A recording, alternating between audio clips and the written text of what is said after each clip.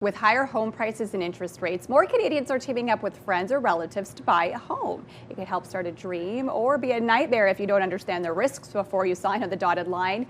Here's with more is Taylor Bennett from the Bennett Property Shop. Good morning to you. Good morning, Melissa. Okay, let's talk about this. Is this a trend that we're starting to see a lot more of? Yeah, we are. In terms of getting into the market, a lot of people that are looking to maybe buy their first investment property want to minimize risks, or maybe they can't quite afford enough on their own. So it's a great way to team up with somebody to get that first investment property. It doesn't have to be an investment property. But that's typically what you do with you're buying a property with a friend or a family on there. And the nice thing is, entry-level homes for investments typically aren't the best thing, but if you can move up the property ladder a couple of notches with a friend that can help you finance it, you can start getting multiplexes or duplexes, things like that make a much more fruitful investment. All right, let's talk about why we're seeing more people buying together. Yeah, well, of course, in terms of approval right now, it's quite difficult. When you do buy an investment property, you have to put at least 20% down, which can be challenging for some people on their own, of course. But if they can team up with a friend or family member, they can kind of alleviate that, of course. And as I mentioned, you can start entering into a different category of the investments. You can start buying larger properties, multiplex units,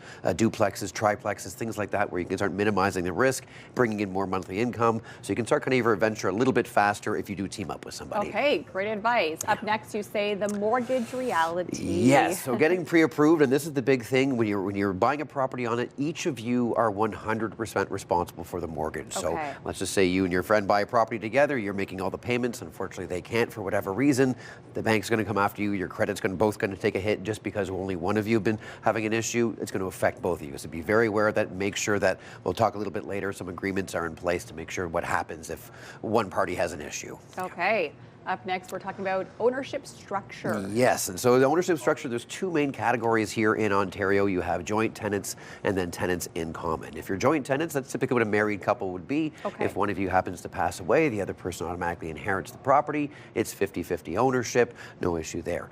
The tenants in common, something that you can structure it unevenly if you want. So maybe your partner's only putting in 25%, so it can be a 25-75 split on there. It's not automatically inherited. Only the portion that, if somebody passes away, only the portion of that person owned gets inherited. So it's 30% or 40%, whatever the division. It can be 50-50. It's whatever structure you need it to. Probably something a little bit better if there's an imbalance in terms of what kind of investments each party's putting into the property. Okay, that's some good advice. Up next, you said who pays for what? Yes, and so this is an agreement that you're going to have to come to with yourselves. And maybe there's a third party or fourth party involved, and who's paying for what, whether it be property taxes, maintenance of the property, mortgage payments, property utilities, things like that. You want to make sure who's going to be paying for it. Of course, the tenant might be taking on some of those payments as well. But what you want to have before you enter into this endeavor, get it in writing, have these conversations ahead of time, because you don't want to have these conversations if there's an issue happening on the ongoing. It's kind of like a divorce in many cases. You want to have those conversations when everything's sunny and nice, and then if things happen to hit a stormy area, you've already had that conversation. All right.